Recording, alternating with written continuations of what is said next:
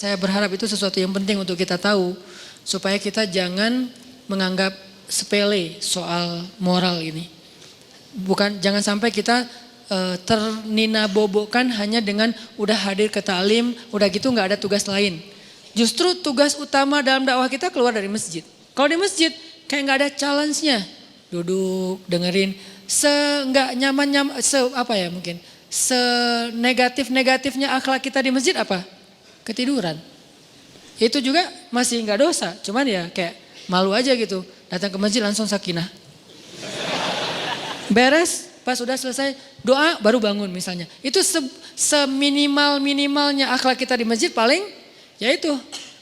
Kalau ikhtilat nggak ikhtilat, ceweknya di atas, cowoknya di bawah. Kecuali cewek di bawah kita di atas itu bahaya. Pura-pura khusyuk, Masya Allah. Nah, ini enggak. Kalau cewek di atas, cewek lebih expert dalam menjaga mata dibandingkan cowok.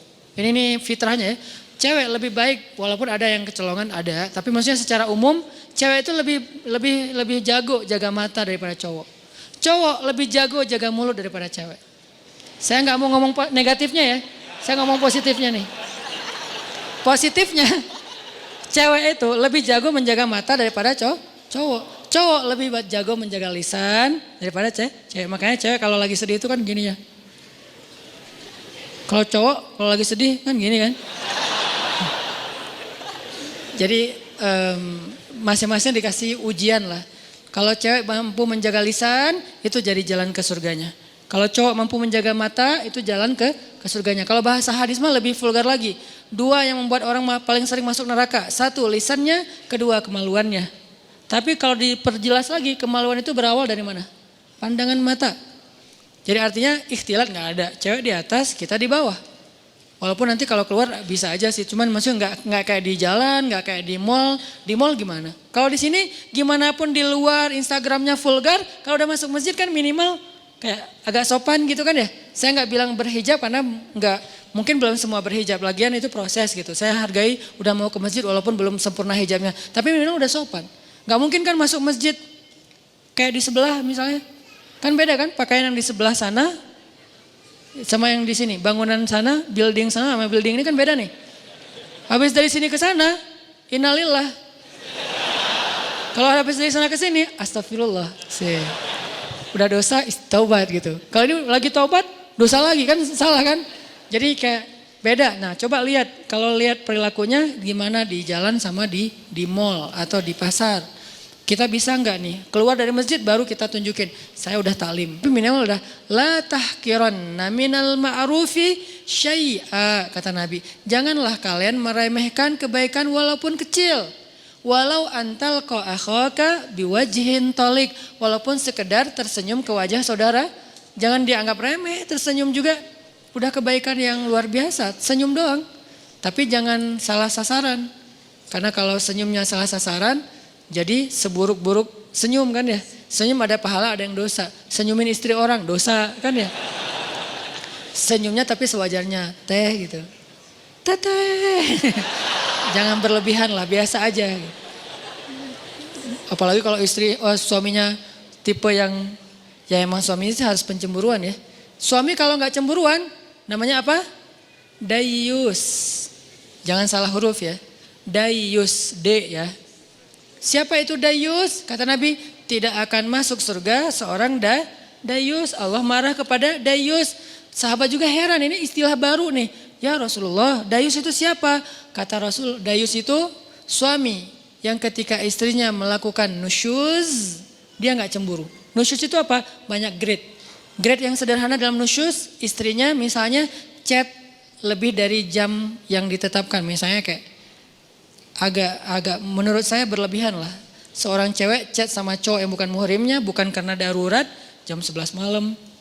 Harusnya batasnya jam 10 malam. Ini SOP ya buat cewek-cewek. Jangan chat ke cowok yang bukan muhrim kita lebih dari jam 10 malam. Chat itu kan jaringan pribadi kan. Diterjemahin japri lah. Panjang amat. Chat itu kan japri. Jadi kita kayak ngobrol berdua. Nggak darurat, kecuali darurat. Ada urusan penting, urusan kerjaan, urusan sosial, urusan apa lagi. Tapi bukan modus. Nanti jangan lupa ya sebelum tidur baca 100 ayat. Soalnya kata Nabi, pakai bawa Nabi lagi ya. Siapa yang sebelum tidur baca 100 ayat, maka dia dicatat sebagai orang yang tidak lalai, kan gitu kan. Karena siapa yang selalu dalam keadaan zikir berarti Allah ingat dia. Fadkuruni adkurkum, berarti siapa yang sebelum tidur baca 100 ayat, Allah ingat dia sepanjang dia tidur, sehingga dia tidur dalam keadaan diridhoi oleh Allah. Ya, jangan lupa ya baca 100 ayat. Oh ya, surat apa? Bebas, yang kamu udah lancar aja. Atau kalau misalnya kamu ngantuk, aku aja bacain mewakili kamu. Apa gitu kan ya. Nah, ini namanya modus. Jangan di follow yang kayak gitu-gitu. Oke, jadi jangan lebih dari jam 10 kecuali darurat.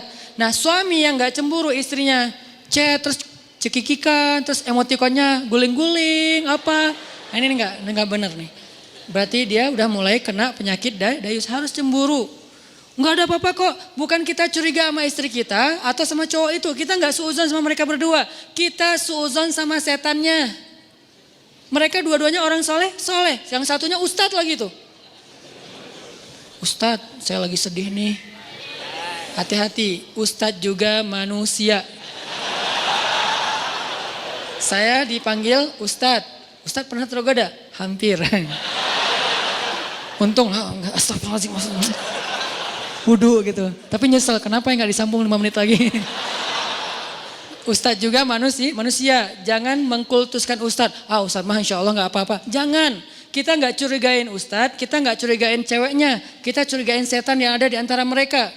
Dan setan itu yajri majrad dam, mengalir di dalam aliran darah kita. Dia tahu banget kelemahan kita di apa. Ada yang kelemahannya emotikon, dia tahu. Akhirnya dibisikin, lo bilang ke orang yang ada di dalam, yang lo sembunyi di tubuh dia. Kan setan kayak saling hati-hatian gitu kan. Roger gitu apa. Setan kan saling kontak-kontakan kan, mereka live terus online. Lo di tubuh dia, gue di tubuh dia ya. Ya udah kita bagi tugas. Kelemahan dia apa? Emotikon. Emotikon yang mana? Yang guling-guling, yang berdarah-darah air mata. Akhirnya aku lagi sedih nih habis dimarahin suami. Oh biasa itu ujian rumah tangga. Mulai curhat. Lama-lama kok Ustadz ini enak diajak curhat ya. Gak seperti suami saya mah orangnya cuek. Kalau Ustadz orangnya pengertian, dia bisa menghibur saya. Masya Allah jadi nyaman. Gak ada pikiran macam-macam, nyaman doang nih. Nyaman chat. Ada masalah lagi, chat lagi sama Ustadz. Dan Ustadznya juga kayak awalnya juga berbaik hati. Kasihan juga mau ngasih motivasi, biar kasih hadis, ngasih ayat. Tapi udah jam 10 Ustadz. Ini udah jam 10, udah gak boleh lagi urusan privasi. Kalau mau chat kan bisa besok.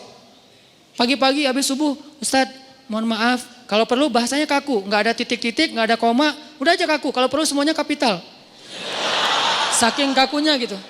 Jangan ada yang dikasih bunga-bunga, titik-titik panjang, terus misalnya hurufnya didobel-dobelin gitu. Ustadz, bahaya. Ya, ini jarang kan Ustadz buka kartu kan, bahaya. Karena ada Ustadz yang jadi korban ada, tapi kita nggak boleh menjudge. Yang mana Ustadz? Itu ya Ustadz. Enggak, saya nggak mau ngejudge ya. Tapi ada kasusnya, ada aja.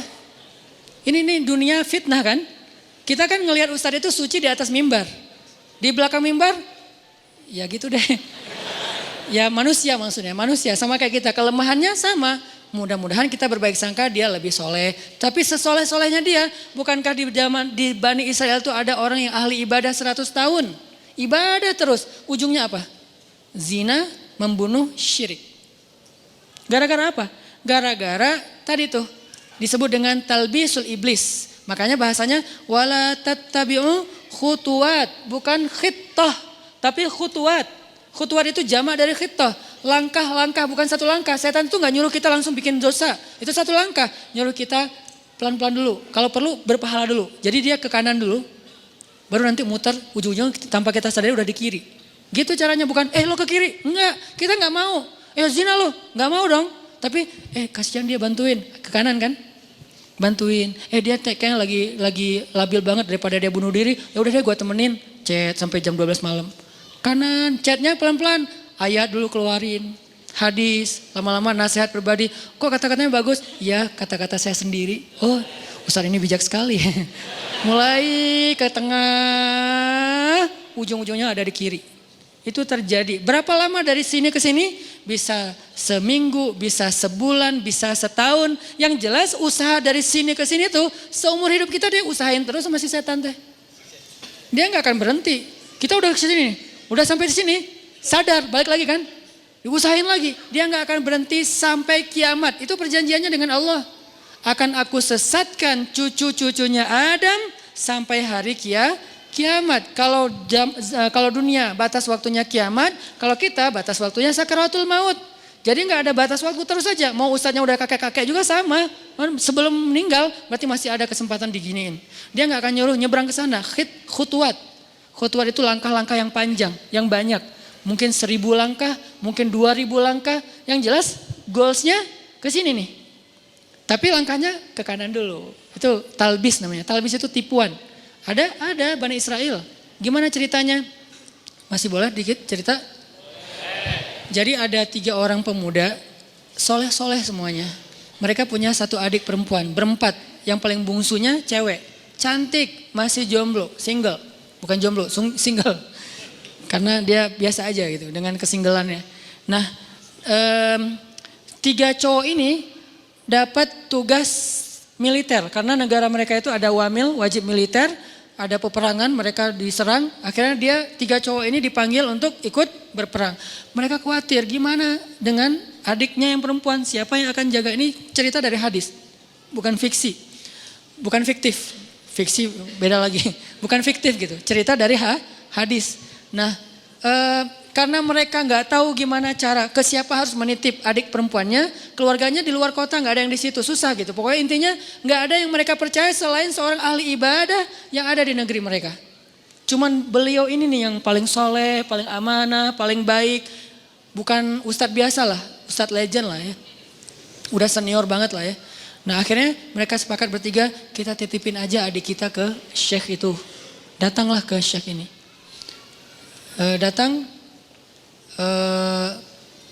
Kalau nggak salah namanya Barsisa, nama syekhnya, Syekh Barsisa. Kami dapat tugas militer, kami ingin menitipkan adik perempuan kami di rumah Anda. Karena tidak ada yang kami tenang menitipkan adik perempuan kami kecuali kepada Anda. Syekhnya nolak. Ya wajar dong, orang soleh takut fitnah kan. Astagfirullahaladzim, saya nggak bisa. Saya nggak pernah menampung kebenaran, Syekh ini juga nggak pernah nikah. Saking sibuknya dengan ibadah, saking solehnya gitu. Bukan yang nggak nikah berarti udah sibuk ibadah juga. Beliau kayak Imam Nawawi. Imam Nawawi itu gak nikah sampai akhir hayat kan. Ketika ditanya kenapa Anda belum menikah. Oh astagfirullahaladzim saya lupa menikah. Kenapa? Karena saya sudah menikahi ilmu. Saking cintanya beliau dengan ilmu. Ilmu itu lebih daripada istri buat beliau. Sehingga tidurnya dengan buku, bangunnya dengan buku, jalannya dengan buku. Buku aja kerjaannya. Imam Nawawi ilmunya luar biasa dahsyat. Tapi jangan ditiru ya. Karena kita nggak gitu-gitu amat juga tentang ilmu. Ilmu enggak, nikah enggak kan.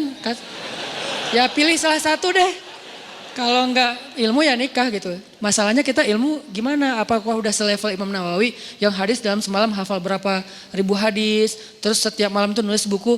Sholat 2 rakaat, satu paragraf. 2 rakaat, 1 paragraf. Jadi setiap paragraf itu 2 rakaat sholat. Wudhu dari isya ke subuh, 1 wudhu. Selama bertahun-tahun, 1 wudhu sholat subuh dengan isya. Maksudnya gak tidur semalaman karena terjaga wudhunya Imam Nawawi. Nah Syekh Barsisa nolak, gak mau. Please karena kami gak tahu harus menjagain harus nitip ke siapa daripada adik saya apa-apain orang. Karena udah dipaksain terus ya udah deh. Kalau mau saya minta satu hal bikinkan untuk adik kalian 1 ruangan, 1 kamar yang gak campur dengan rumah saya di belakang gitu. Akhirnya dibangunin sama mereka kamar sederhana untuk adiknya yang perempuan. Taruh aja di belakang rumah si syekhnya. Syekhnya biasa beribadah di musola. Jadi rumah, musola, kamar ceweknya. Jarak musola dengan kamar ceweknya terhalang oleh rumah syekh. Jadi agak berjarak gitu. Udah pergi mereka berjihad. Hari-hari pertama syekhnya nggak pernah berkomunikasi 1 patah kata pun dengan si cewek ini. Karena diamanahin nafkah kebutuhannya, akhirnya dititipkan uang, syekh ini ke pasar beli roti setiap pagi, taruh roti di depan pintunya, balik lagi ke musola zikir, astagfirullah. Si perempuannya tahu jam udah ada roti di depan pintu dia buka, ambil roti, makan di dalam. Nggak pernah komunikasi. Sehari, seminggu, Minggu kedua mulai datang setan. Yuwaswis fi sudurin harus pakai perasaan, bukan pakai logika. Perasaannya yang diusik. Kasihan juga tuh cewek kesepian. Masa nggak disapa sama sekali, ntar dianggap sombong loh. Ya sapa sederhana aja, nggak usah berlebihan, cuman sehat gitu doang. Oh ya udah, titipin roti. Assalamualaikum, sehat teh, sehat Ustadz, alhamdulillah. Oh ya, pergi aja. Begitu doang. Jadi kayak japri, sehat, udah. Nggak pakai emoticon. Jadi benar-benar kayak tiis aja gitu kan ya, dingin aja, nggak ada apa-apa gitu. Zikir astagfirullahaladzim. Besok datang lagi setan. Masa cuma nyapa doang, siapa tahu dia pengen sesuatu tapi nggak berani ngomong karena kaku. Ya lebih lemes lagi lah, biar siapa tahu si cewek ini butuh apa nanti dia bisa ngomong karena nggak malu. Oh iya juga sih, teh sehat ya, kalau butuh apa-apa kasih tahu saya ya. Oh iya Ustadz makasih. Nah ini kan nih, akhirnya datang setan yang satu lagi, lo tugasnya sama cewek, gue cowok. Setannya bagi tugas, tapi bukan karena kelainan, memang gitu tugasnya. Si setan yang ke ceweknya bilang, itu Syekh itu baik banget ya, soleh banget. Kamu kalau ada apa-apa jangan sungkan, ngomong aja ke beliau orang soleh kok, orangnya senang membantu. Kan baik kan, gak ada yang negatif kan. Besok-besok, teh butuh apa? Ya Ustadz boleh nitip sesuatu apa, pengen apa, makan apa gitu. Ini ada uangnya, gak apa-apa udah dititipin sama kakak-kakaknya. Teteh, oh ya udah maaf ya Ustadz merepotkan, gak apa-apa. Nah mulai ini. Pergi ke pasar, beliin roti, susu. Makasih Ustadz udah bagi 2 aja, masa saya makan sendiri gak habis. Setan bilang kan gak akan habis tuh, mubazir. Benar gak sih? Mubazir kebanyakan tuh, udah bagi 2 aja. Ustadz bagi 2 aja, udah gak apa-apa makan aja. Kata si yang satu lagi setannya, jangan mau diterima, malu atuh sama cewek. Udah, akhirnya apa? Udah makan aja, ntar kalau gak habis baru saya habisin. Mulai kan, makan, Ustadz gak habis. Ya udah sini dihabisin, mulai kan agak-agak gimana gitu kan, bekas. Makan. Lama-lama datang lagi setan tuh. Coba tanya, siapa tahu dia pengen belajar sekaligus daripada dia diam-diam aja, nyantri aja sekalian. Nyantrinya apa? Belajar agama. Tanya butuh apa tentang masalah agama yang saya bisa bantu. Sedikit-sedikit adalah ilmu. Oh ya udah benar juga ya, dapat pahala lebih. Teh, nanti kalau butuh apa-apa, udah nggak sungkan sekaku yang pertama kan. Butuh apa-apa kasih tahu aja ke saya, insya Allah kalau ada pertanyaan saya bisa jawab. Kalau nggak ada nanti saya tanya ke yang lebih ahli. Oh ya Ustadz, kebenaran saya lagi nanya nih masalah ini gimana. Nah mulai, tapi masih di balik pintu. Kenapa? Jangan ketemu orangnya, fitnah dong kata setan. Jangan, nanti fitnah ikhtilat kata setan teh. Setan yang ngajarin ilmunya nih. Ikhtilat, jangan.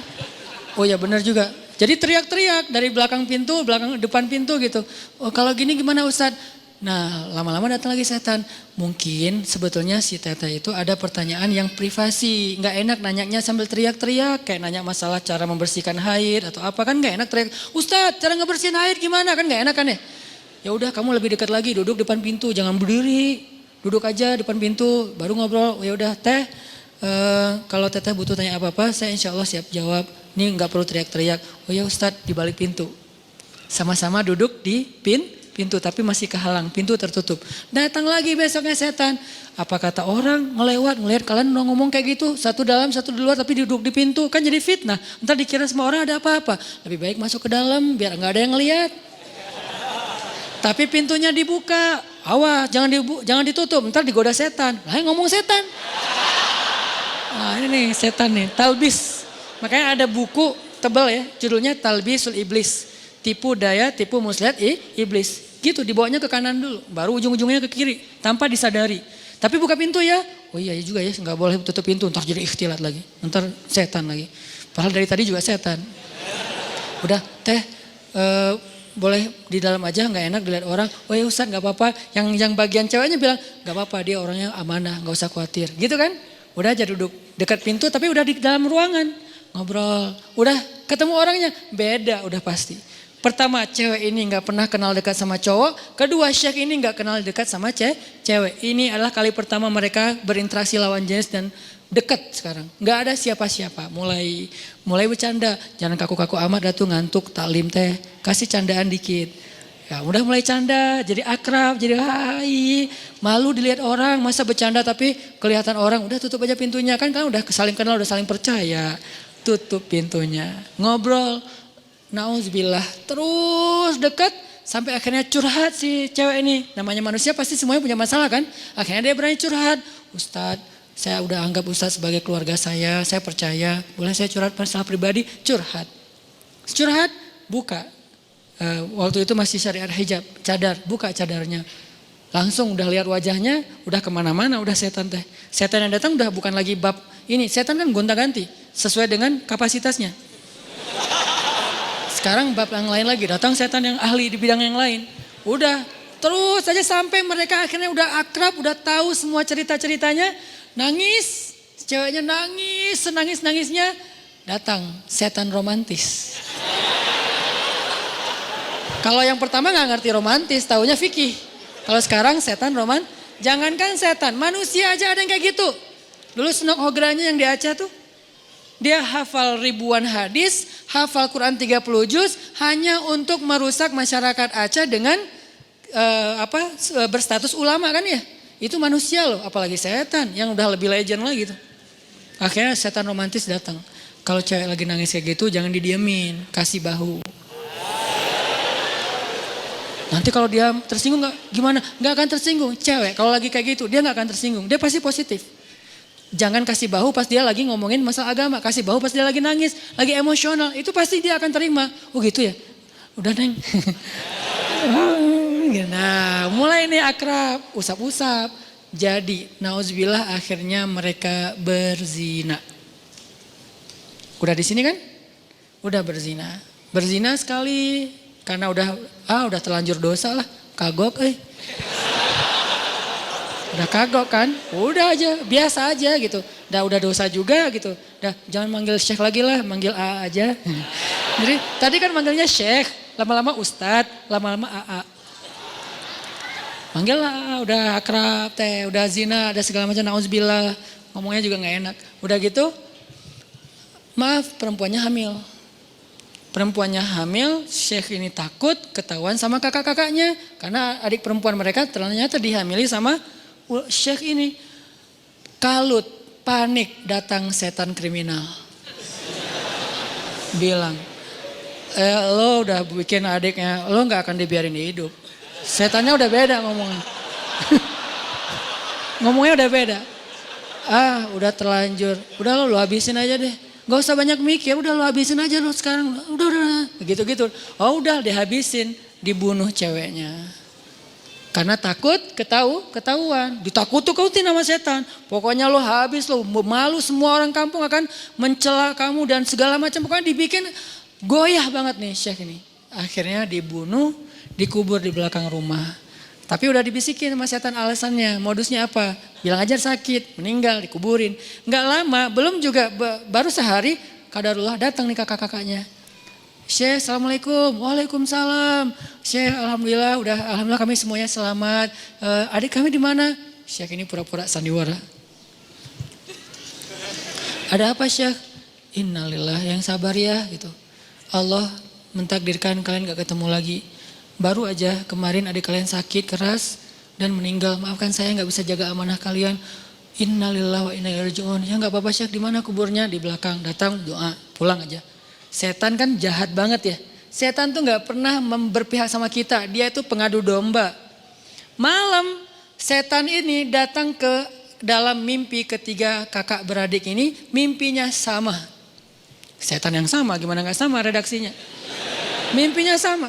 Datang, adik kalian itu gak meninggal sakit, dibunuh setelah dinodai sama Syekh itu. Buktinya kalau kalian mau tahu, coba kalian gali kuburnya, lihat bekas pembunuhan itu.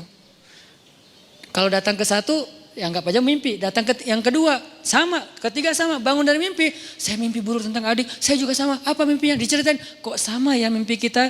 Mencurigakan sekali kan? Kok mimpi kita sama?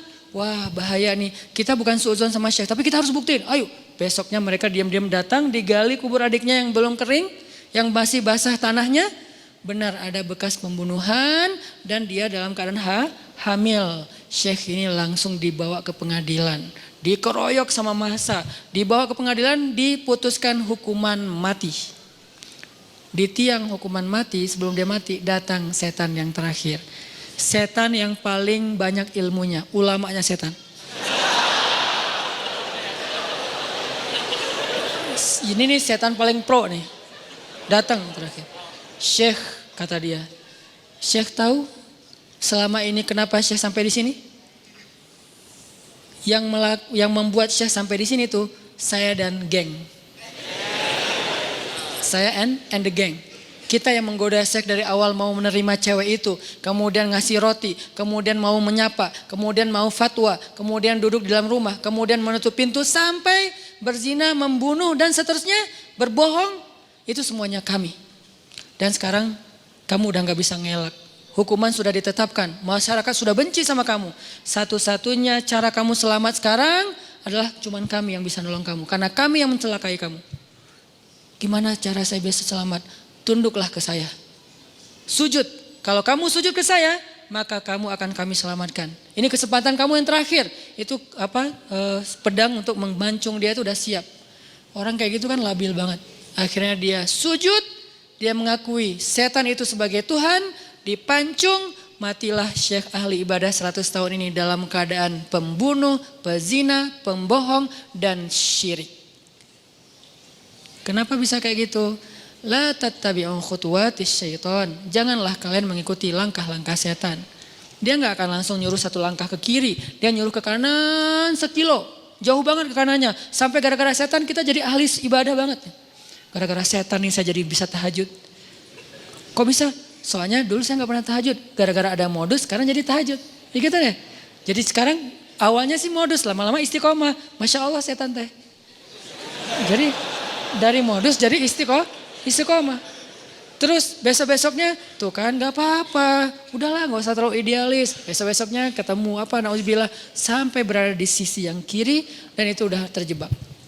La tattabi'u khutuwatis syaitan. Jangan ikuti langkah-langkah setan. Bukan jangan ikuti langkah setan.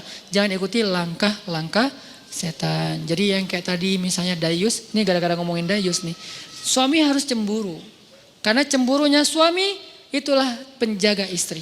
Kalau suami udah gak cemburu, istrinya berlebihan komunikasi dengan lawan jenis, sikap ke lawan jenis, berarti istrinya udah gak ada yang jagain.